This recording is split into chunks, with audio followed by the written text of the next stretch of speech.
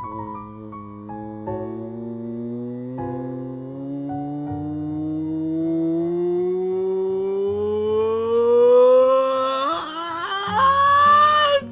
up, guys? It's Panda here, and today we are going to play some Katawa Shoujo. And there's one addition. Today we are drinking chocolate milk. That's right, motherfuckers. Watch out, we got a badass over here. Chocolate milk up in this bitch. We are going ham. That's right. Getting on all the crazy minerals now. That's right, chocolate milk is now a mineral because I said so, and what I say goes. Anyway guys, it has been a while.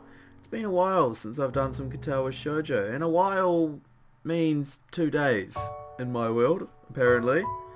So if I, know you in real life and I say, oh man, it's been a while, I haven't seen you in a while. It was really only 2 days ago that I saw you. Maybe I won't do that. But anyway, I've talked for way too long already. So let's get into this, shall we? Oh, by the way, hang on before we start, just wait. This news is important and it's exciting. I'm going to be doing I've got a little project I'm sort of planning out at the moment. It's going to be a Katawa Shoujo vid, I can tell you that much. Any more than that I can't really tell you. I can sort of give you the basics. I mean, at the moment I've really just got it in blueprint stage. It's not really any further than that. I'm just kind of planning things out, just what I sort of want to do. But it's going to be a Katawa Shoujo video. It's not going to be a normal let's play sort of thing like this. It's let's just say there may or may not be a face cam involved. So all you lovely lads out there, all you lovely lads and ladies will get to see my beautiful face. Possibly. It's in the blueprint stage, like I say. Let's get it. The two of them start making their way down the street towards the bar on the corner, so I quickly head upstairs to the atelier door, ready to get what I originally came here for. Sex. I climb upstairs and enter carefully, slowly taking my clothes off and creeping up behind Rin and slipping it in. The room is dark because of the quickly falling night, but I can see Rin, or rather her silhouette, sitting on the floor. So she's got her inspiration back, like Say said, and moved from easel to painting on the floor. Before I manage 5 steps, I stop, frozen in my tracks. The ironic realization that human cognitive ability is commendable echoes through my mind. From a mere movement of her shadow, it took me a fraction of a second to realize something is eerie. Eerie? Process what I'm seeing, formulate the answer, and blush all the way up to the tips of my ears.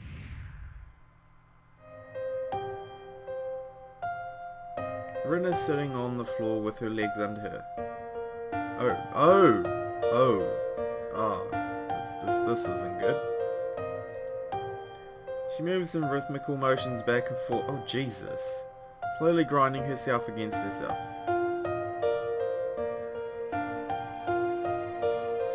Wait, what? Her breathing is so heavy it's almost visible in the dim light. It's a heavy panting of one who doesn't have the option of breathing gracefully. Her hips mere shadows against the dim light shining on her from above are swinging circularly over and over again. She hasn't noticed me, so engrossed she is in her activity. I have a feeling of what's going on, but I don't really want to say it yet, just in case I'm wrong. The deadlock solves itself before I get a chance to think what to do next. Something in the atmosphere of the room changes. A little thing, not consciously noticeable, but it changes. Perhaps a timid current from the open door, or a minute change in the air pressure. The sound of my breathing, even though I notice I haven't taken a breath for many seconds, the aura of my presence. That something catches Rin's senses. She stops moving, freezes and slowly turns to the door. I'm kind of confused and... I don't know what to do here. I imagine, not see, the horror on her face, like a fawn's eyes staring at a hunter. I wonder if Rin can see my expression, but at least she doesn't have the strength or the spirit to look straight in my eyes. So she droops her chin against her chest, letting her mess of hair hide her face from me even further. I feel like I should either walk out or walk to her, but I can't do either. I told you to stay away. Her words are defeated, painful, as if she was suffering. Rin doesn't have anything else than her shirt on. I can see the last wisps of the twilight against the pale skin of her thighs and bottom. He said bottom. Oh.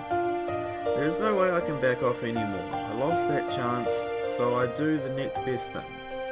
I quickly avert my gaze even though Rin doesn't see what I'm looking at. I'm sorry, I didn't think. It's not like that. Her voice is raspy, shivering from held back tears or something else.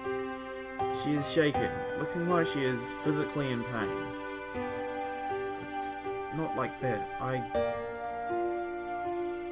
had no idea what it really means to change, but I know now you have no idea what I've had to do, all the things that pass through, and I think I forget. I really don't. They just build up inside and grow and grow and grow and grow and grow and grow and grow and grow and grow and grow and grow until they flow out like a flow of everything that has been wrong. I can't take it. I can't think of the things I want because there's only so many things I can't think of. 4, 6, 7 doesn't matter even. I knew it's never enough. I have to let this out. I have to destroy, forget, and it's nothing else.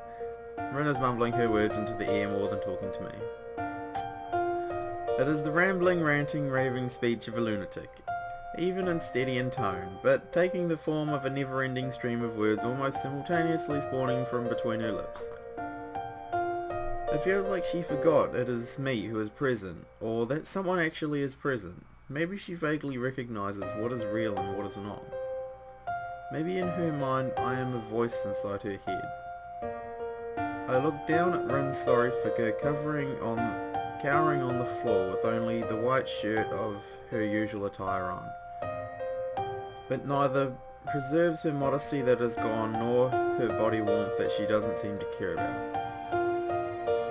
She looks more broken than I imagined a human person being capable of, and the hospital and school have given me some real perspective on that. I remember the hazy blue smoke and myself wondering what Rin would do for that sake of art. Which reminds me, the person that commented on my previous video about the smoke and Hisao's heart condition, I completely agree. What the fuck is he doing smoking when he has a heart condition? I swear that has to be very bad for him. The realization that Rin really is always serious hits me with its entire weight. She really and truly would destroy herself if her art required it.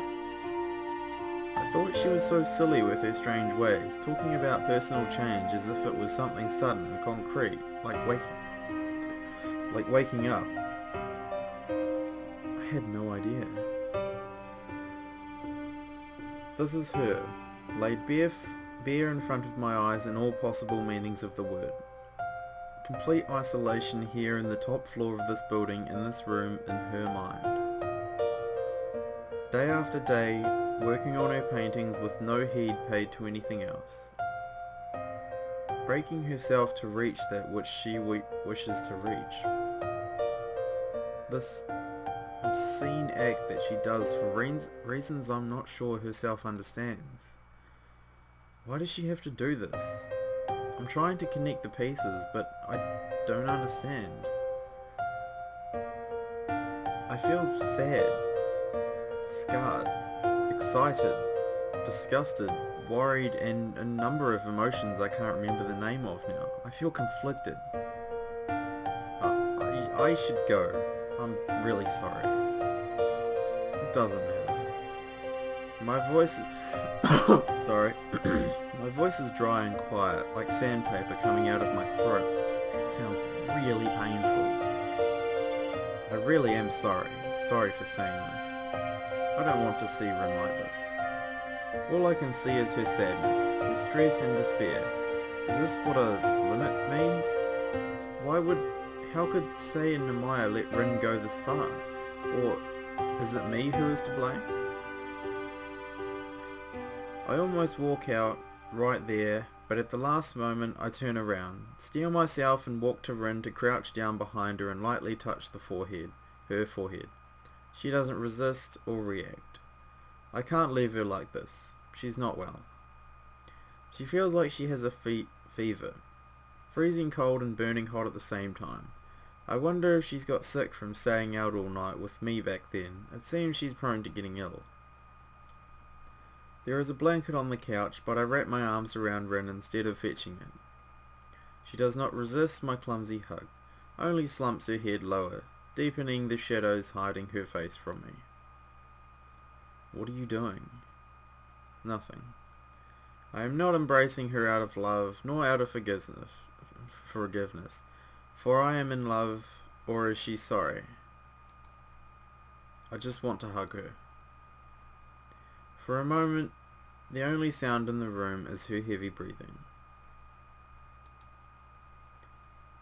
My body warmth shared between two people is barely enough, but slowly it spreads from me to her. The small warmth returning to Rin makes me more conscious of her body against mine. Now's not the time to get an erection, Hisao. Even in the darkness, I can feel the fleeting scent of Rin's hair, the sweat on her skin, the dried paint stuck in her shirt. I feel the hardness of her bones and the softness of her flesh. Her heartbeats echoing mine, out of rhythm just like always. The hot blood rushing inside me reminds me why I said what I said back then, why I came here even after that, why I am here tonight again. Why am I hugging her now to keep her safe against the cold and the sadness? Rin has really grown on me inside my heart, claiming a small part of it as her own, without even particularly trying. Rin. Okay. Even if she wanted to push me away, I can't help this feeling. Are you alright, Rin? That's a stupid question, Hisao. Of course she's not alright. There you go. I'm not. I think I broke. I painted some really good things. Incredible. But it hurt me. I can't handle this. Her voice cuts out as there are no more words for her to say. It's not an angry voice nor a sad voice. It is a lifeless voice. I pet her head and shoulders, the physical equivalent of saying there. It's not like I could reassure her with the sweet nothings that people are supposed to say in this kind of situation. I'm not sure if she would even listen or be reassured. She didn't react much to my embrace either, as if she didn't care. Maybe she doesn't. At least she doesn't care if she looks sad or not. There are no facades, facades, no attempts to explain herself, no faux happiness. Rin is honest. Hisao. What is it? You're my friend, right? Oh god, here's the friend zone. Right. Will you do me a favour? I can't fix this, but I'm not finished yet. Her dry voice is a mere whisper, but the strength her last is in it, delivering her meaning much more clearly than her words. I can feel Rin's heart beating against my chest like a scarred little bird. Scared, not scarred. Her entire body is shivering from her fever, from her fear, from her despair. Sounds like we're writing a poem. My brain is fast becoming overloaded with the myriad of thoughts this encounter spawned, but I have to push them all aside. I snuggle my nose against her earlobe, which is soft and cold, and her hair, which smells good and tickles me. Snuggle, snuggle, snuggle. Alright, I'll do it. You don't even know what it is yet. Quick to jump to conclusion herself. I whisper in her ear reassuringly to make her calm down. It works at least halfway, as Rin closes her eyes and leans against me as if searching comfort for my warmth. But this is not something that friends should do. We can't be friends anymore. It's fine. Don't worry about it, just relax.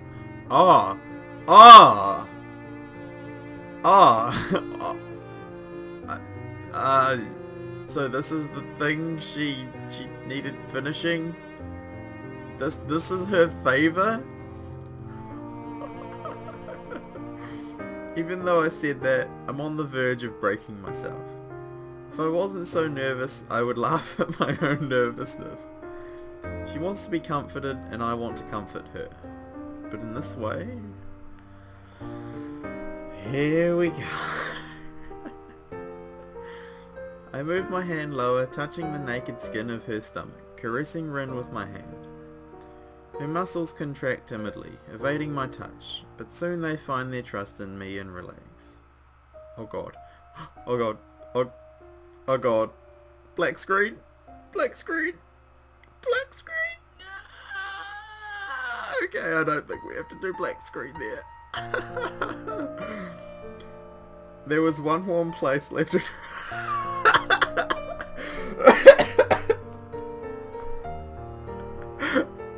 Oh shit. There was one emitting heat that gets even warmer as I move my hand lower. Oh lordy. I touch her carefully from down there, feeling the place where the lines of her thighs converge. It feels burning and swollen, soft and smooth. Oh god, she opens under my touch, inviting my fingers to touch her more. I think I have to black screen just for the text. Jesus. Rin gasps at the contact of my hand and her voice is not of pain nor of surprise. I realise I've been holding my own breath and let it go in a long stream of air out of my nostrils and into her hair. Don't tickle me. Sorry. Don't stop either. So, what? Sorry. I don't really know what I'm doing. I'm just faking it. That's what all girls do. They just fake it. It's okay. I don't know what I'm doing either. I enter her, moving my fingers up and down, in and out, touching her from everywhere, first slowly, then faster, and faster, and faster, and faster, and faster, and faster.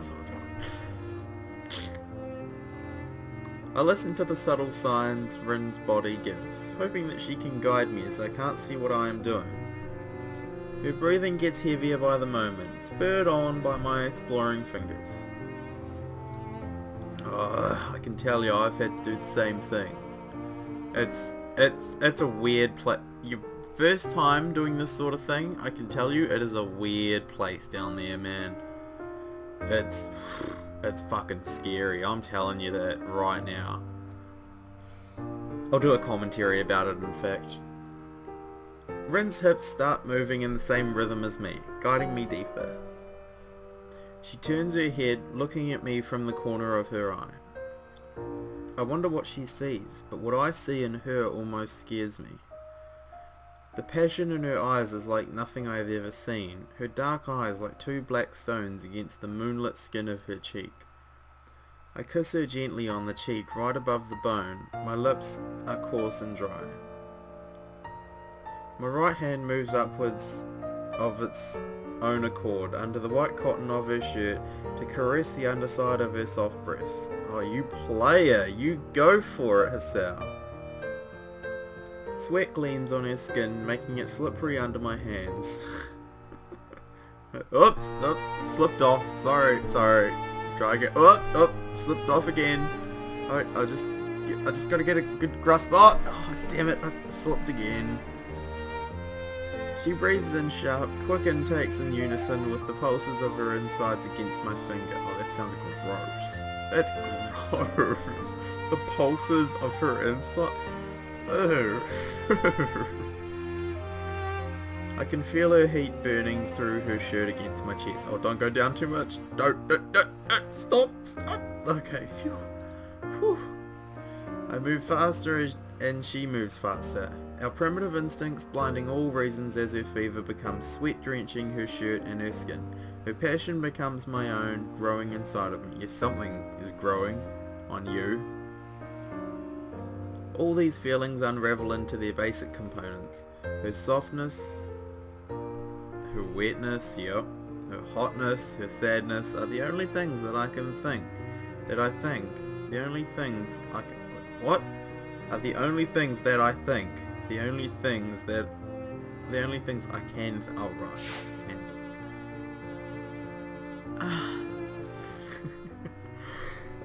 Oh, whoa, I push Rin over the edge, slam her on the desk and take her up the arm. Okay, maybe not. Her entire body contracts around my fingers in a blinding, deafening, paralyzing spasm. Her voice is incredible. I'll have you both know... I'll have you all know that my parents are out in the living room as I say all this. So if they hear it, they're going to think, what the fuck? And I really hope they don't storm in my room and go, Andrew, what are you listening to? What are you watching? Are you watching porn? It's not what my dad sounds like at all. I don't know why I said that. Gotta get a bit of that chocolate milk. I never thought it could be so violent, so absolute for a girl. Later I would come to think that this finally was the moment when Rin fully let herself go, and in one single instant destroyed and rebuilt herself, just like she had wanted. Whether it's the truth or not, I couldn't say, but that's how I felt. Rin gasps for breath like she's drowning, returning to reality because she has no other choice. Her entire body is still in the throes of the slowly dying moment. Pearls of sweat are glistening on her forehead. I am feeling my own heat inside of me, but now the spur of the moment is gone and I don't know what to say to Rin, who is panting, hot and ecstatic in my arms. Her shirt, wet with sweat, is glued to her back, revealing hints of her shoulder blades and waistline. She feels limp, weak and exhausted. Now's the time to take advantage! Pounce on that, Hisao! No, I'm just kidding. That's bad. Don't do that. That's called rape. I reach out for the blanket and wrap it around her and me. Rin doesn't resist me. She is drained of all strength. What will happen now? I don't know. Nothing, I suppose. You look tired. I am tired. It feels strange. Like I lost something. I mean, something else than my marital purity. Marital purity? It's called your V-card. Don't say something like that. Neither are those things. I don't want to lose you. What does that mean? I'm not going anywhere. I'm afraid that you are. All the time. In that moment, I felt that it was not only Rin who lost something of hers. I felt like I was losing a part of myself, or maybe all of me. But if you were to ask what it was, what was it that I lost, I couldn't say, because I had already forgotten it. I broke another promise by coming out with my honest feelings to Rin. That's 2 in one day. I hate the distance between you and me, so every time it gets a little bit closer, I become afraid of losing it. That's weird. I guess so. Do you mind if I sleep a little? No, I guess you don't. You like watching, don't you? You crazy pervert. She closes her eyes and swallows with a loud gulp, trying to relax herself, fighting against the urge to pain. Yes. Yes, I do. Yes. Yes, I do. And she's down. Rin moves her body in my arms, searching for a comfortable position in our very uncomfortable position. She leans against me, closing her eyes, and lets one last long breath out before settling into the steady rhythm of sleep. With her last moment of awareness, she whispers something to me, but I can't hear it.